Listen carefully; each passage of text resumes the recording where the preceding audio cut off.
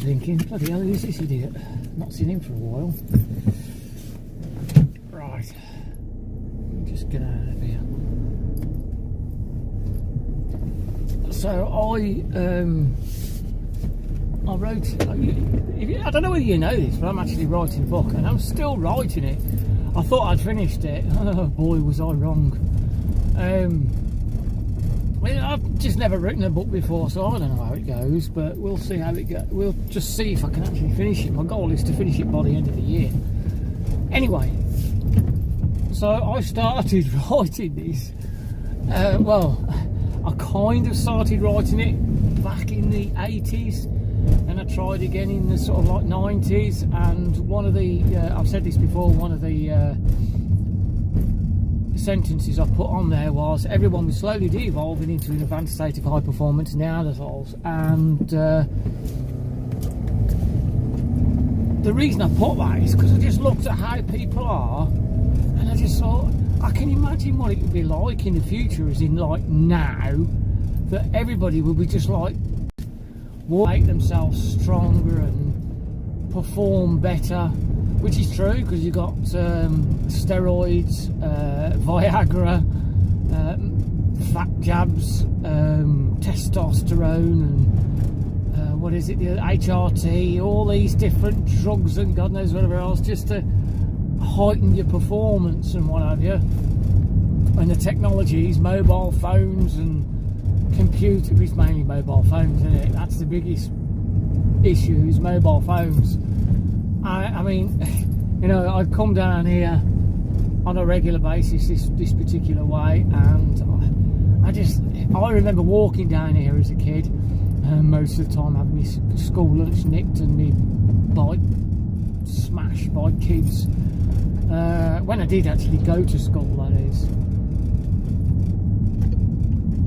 But I remember coming down here, and that's what it was like. I weren't glued to my mobile phone. My head wasn't stuck downwards in a hunch, constantly just walking forwards. And the thing is, it's going to prove me wrong now. It's going to prove me wrong. Well, there you go, on a mobile phone, and it's like really, really sad. And that's how people are. And we're not talking about just kids, but kids, it's even worse because it becomes habitual, and you know, later on in life, I see it where, it's the most heartbreaking thing where you see a mother with a pushchair and the baby's facing forwards and the mother's just like pushing with one hand because the other hand's got a mobile phone. She's just constantly looking down, and I think, why?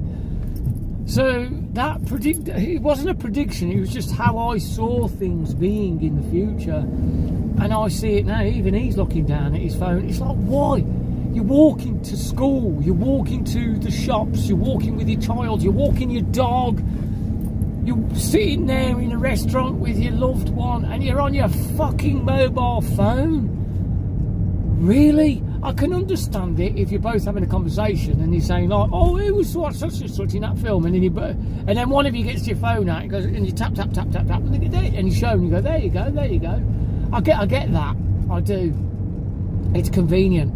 But it's when you're both there on your mobile phones in separate worlds. You're supposed to be sharing that moment together. So yeah, that's what I wrote. And I thought, I'm going to do another video. And this is it. What do I think the future is going to hold in another 30 years' time? Well, I said this to Sam, and I actually see it happening. Because I was in the depot, and I'm going to explain my reasoning behind this. I was in a depot about 2 or 3 weeks ago. It's going to be 4 weeks ago because, whatever. I was in the depot, and when I first started working there, the mess room was full. I struggled to get a seat half the time. In fact, that's why I used to eat in the van, because there was too many people in there, and I don't like a lot of people. So I mean, I don't like being in a large group of people. So I used to just have my dinner in the van, and not only that, I just found it convenient for me. Anyway, so that did not sound good. Bloody hell would that have been? So that's what it was like, and it was a hustle and bustle, and you know, I'd walk through the depot and, you know, you'd have a conversation with one of the lads who's working. He'd say, oh, how you doing and all this lot, and have a bit of a laugh. You know, there was a lot of banter going on. I mean, I remember one chap, he used to hang this guy's bike on a hook just for a laugh. And, you know, you just had a lot of camaraderie. You know, it just had a lot of banter, a lot of conversations. It's like, the other day I said to the chap, I says, do you ever want to shout wipe out when you laugh?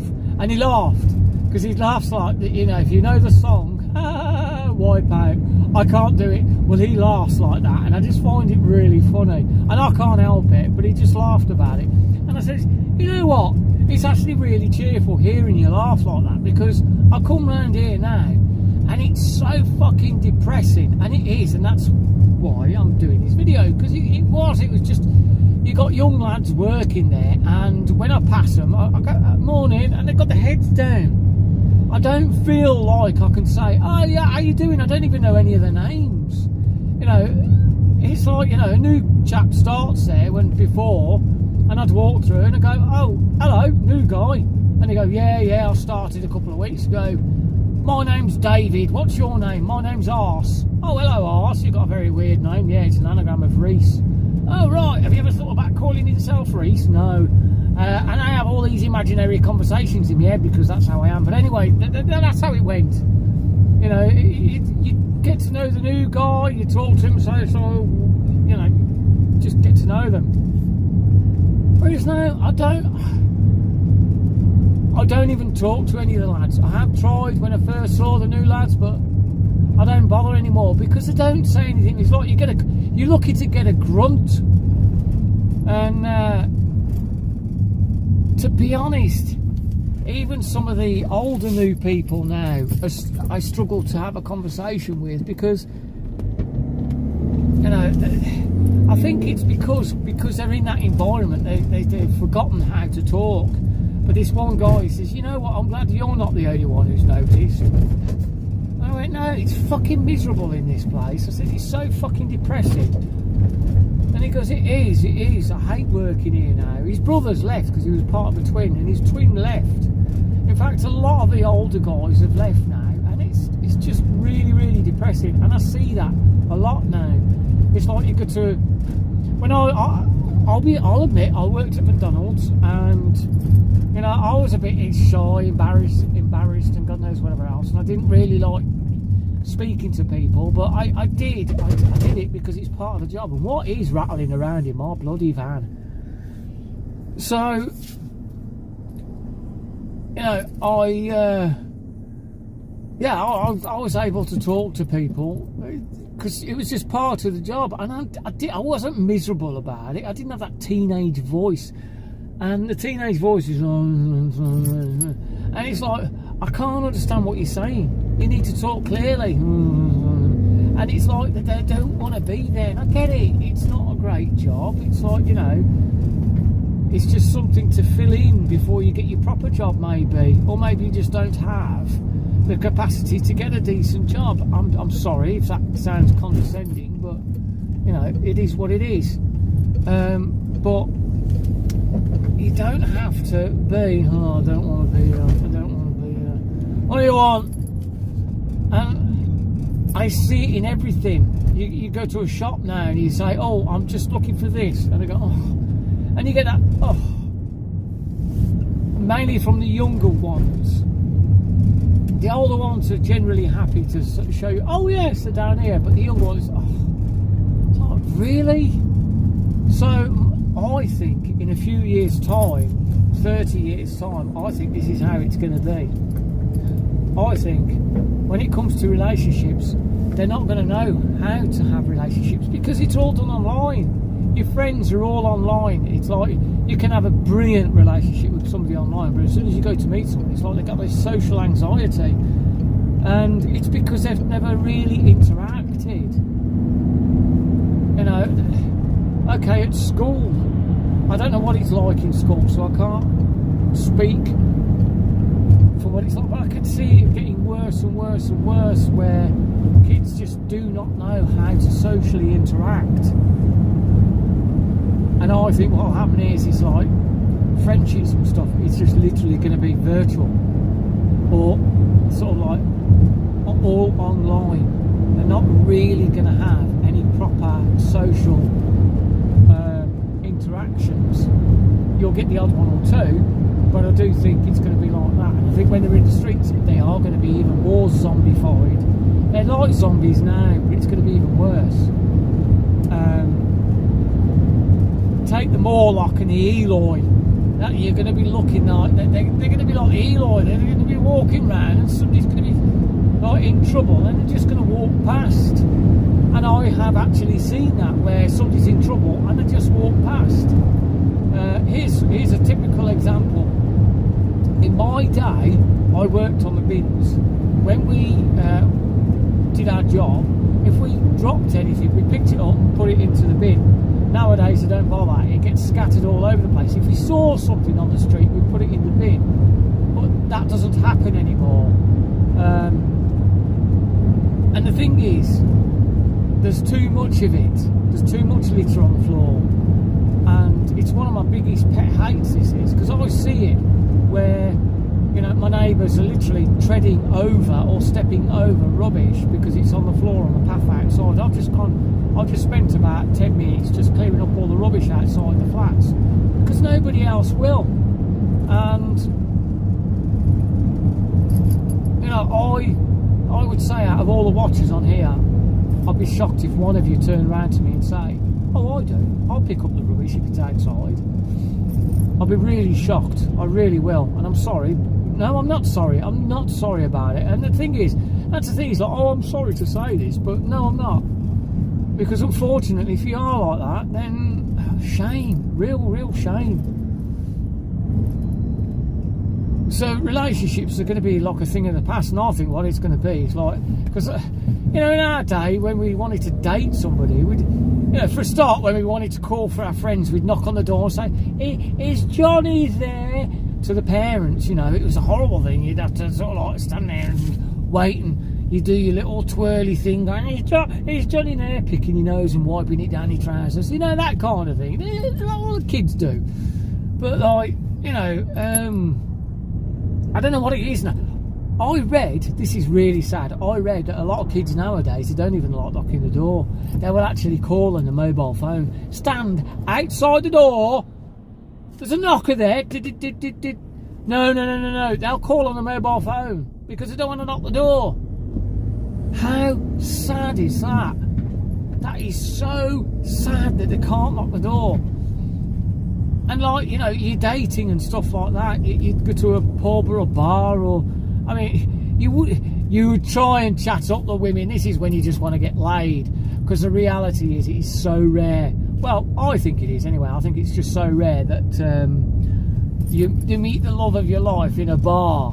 I mean, you know, you got beer goggles for a start, and so the chances are you're going to meet them in a bus stop, but they're not going to do that, are they? They're not going to meet the love of their life in a bus stop or in a shop or whatever, because they don't talk to each other. So it's all going to be done online, isn't it? It's all going to be swipe this and swipe that and God knows whatever else. And it's all bullshit, because that's the thing with these bloody dating apps. I mean, like, you know, yeah. What is your biggest flaw, Reese? Well, I like to dress up in a tutu and a straw. You're not going to put that, are you? So when they finally see you in a tutu and a straw, and I have no idea where that straw goes.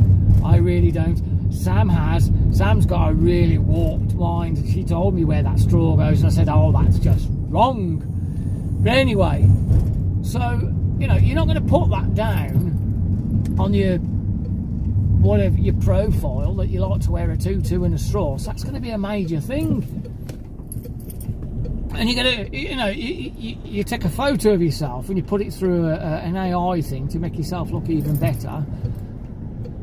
And, you know, you're like thin as a beanpole, but you had a six-pack. You know, you've got a bit of a rop, so you get rid of that. You've got spots, you've got crooked teeth, and you make your teeth look better. So when you look at the profile picture and you've got Mr. Handsome, And then you meet them, and then you got me, and you think, what the fuck, you know, you look nothing like your profile. And I'll go, well, you sound like a bloody bloke. So that's the thing. So I think what's going to happen is there's going to be no proper relationships. It's literally going to be the only way families are going to, because this is the thing as well. I'll go on about relationships first. I think relationships are going to be a thing of the past. It's going to be meet up, have sex, and that's it. Because it doesn't matter whether the woman has a child anymore. The father doesn't really stick around most of the time anyway. And I think what'll happen is like, in the old days, the mother would stay at home, but it's classed as sexist. You know, you'd have a stay-at-home mother, and they'd look after the kids and, you know, feed, do the cooking and cleaning and all that kind of stuff. But it's sexist. They can't do that anymore, so the woman has to work now. Not only that, you know, the government get more money, because if you've got two people in a household working, that's more tax for the government, more tax in their pockets. So of course they're going to promote equality rights, because it's fucking profitable. So anyway, you know, can you imagine it? Like, you know, I think in the bird life, it's the male who builds the nest and all that kind of stuff. Obviously the female nests and hatches the chicks and stuff like that, but the male goes out and he does all the work, and I think sometimes the female does as well. But I think she mainly looks after the birds, the chicks. But can you imagine if like both of them did? Oh, where's my chicks gone? Well, they're eaten by the local cat because you stupid cow didn't look after them. And then the bird would turn around and say, why are you talking with a Yorkshire accent? You ain't my husband. Anyway, so I think that's what's going to happen. Is like, you know, families are going to be a thing of the past, because they'll just drop them off at a nursery. You know, you've got kids. I mean, this is sad. Sam's sister works in a nursery, and some of them, they don't even know their names. Now, I think there is, I don't think it's quite that bad, but they certainly don't know how to spell the names, and they don't know, they turn up in nappies and stuff like that, and they're like 2-3 years old. It's like, really? And it's just really, really shocking, because parents just don't teach them anything anymore. So I think that's what's going to happen. I think parents are just going to dump them into a nursery from pretty much the day they're born. You know, because they're going to be working and all that lot, because it's equal rights to work. So as soon as they've dropped a kid, I mean, remember, they ain't got a husband anymore, because they can't socialise, they can't do all that kind of stuff. Oh no, you can't do it. It's taboo. You know what I mean? It'll become taboo. And you know, I don't know what kind of implants you'll have then. But I do think social interactions are going to be a thing of the past. I think families are going to be a thing of the past, and I really do. But I just feel sorry for the younger generation. I really do. I mean, you know, I often think we lived the golden years in the 80s, but I think, to be honest, earlier. And the reason being is because, you know, in this country anyway, you just got over the Second World War, and everyone was banding together and doing things more together. It was hard. It was really hard. But there was so much camaraderie, whatever you want to call it. There was, you know, family ties were so important then. I come from an Irish family, and the Irish are very, very family orientated. But it's like, you know, I lived in a place called Colpool in Warsaw, and I've got to be honest and say it's one of the roughest places I've ever lived in, apart from Wolverhampton Heath Town. That was even worse. But you see, Heath Town, the difference there was that you had too many mixtures of families, whereas like Colpool, everyone was in the same boat, everyone was the same, and you could talk to all your neighbours, and you got to know all your neighbours, and it was like that. And And it's not like that anymore. Even in one of the roughest places, you go there now, well, it doesn't exist anymore, but I think Willenhall is probably the closest to what Coalpool was like. And you dare walk down that street. I know later on, just before they knocked down the houses in Coalpool, well, I suppose there are places in Coalpool. I'm on about Goscott Lodge Crescent. That's the place. It doesn't exist anymore. But I remember walking down before it got walking down the street before it got knocked down to visit my aunt or whatever, or even just visit the place. I remember thinking, I don't like being here. It's actually scary. Which is, again, it's a shame. It really is. You used to play in the streets. Curb ball, all that kind of stuff. Kids can't do that anymore.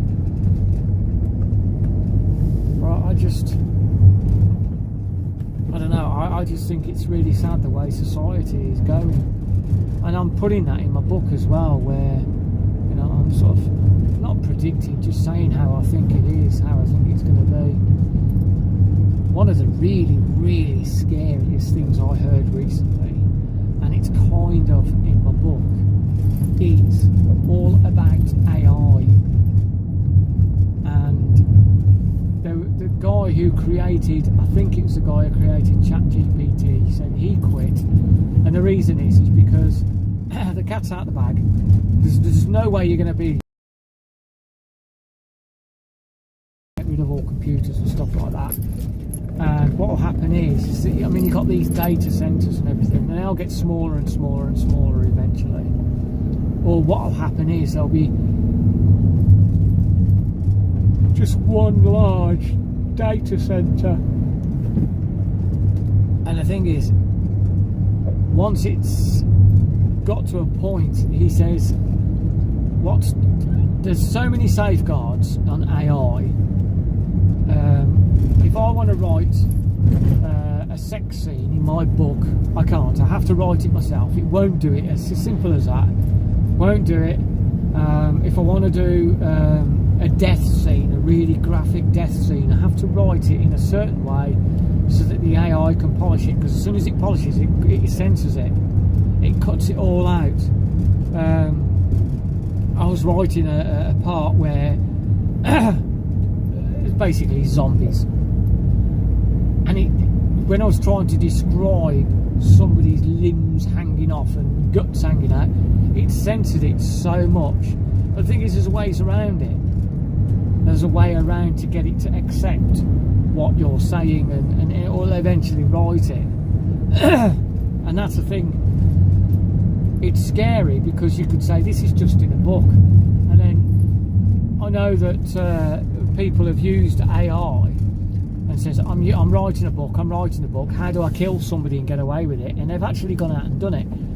That kind of scenario, not that exact scenario, but that kind of scenario. And the thing is, this guy turned around and says, he created AI. He says, what is to stop the AI?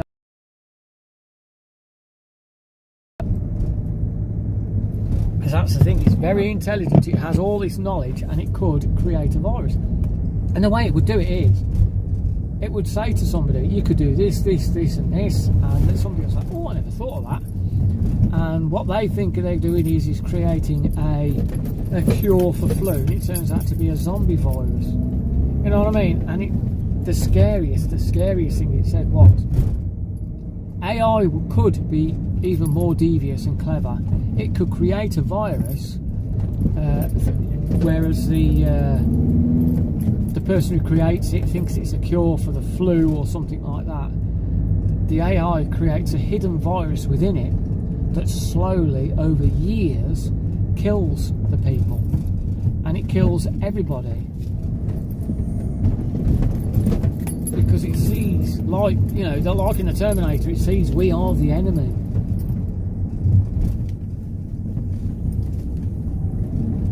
So that was a scary thing, and I've kind of written that type of scenario in my book.